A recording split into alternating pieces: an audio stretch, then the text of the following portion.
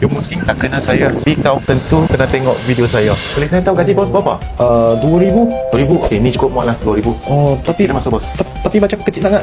Kecil sangat. Tapi bos gaji berapa tadi? Tapi Sam macam kecil lah. Kecil lah? Ha.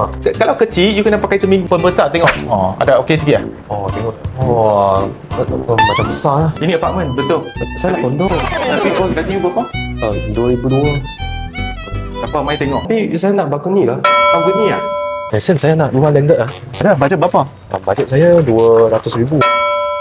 Sini landed ke? Landed. Ini bukan flat lah. Tapi bajet you berapa? 200,000. Betul ya, tengok dulu. Buka lampu dulu. Saya nak landed 2 tingkat lah ada.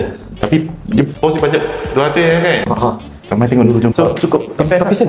Ya. Gaji saya 10,000 lah. 10,000. Boleh beli juga. Kenapa 10,000 tak boleh beli? Invest kan? Invest. Tengok dulu. Gaji tak penting, tengok dulu.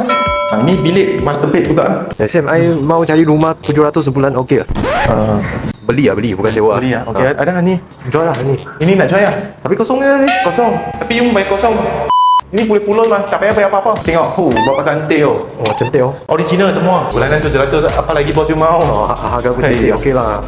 Saya akan buat video sampai kau dapat beli rumah.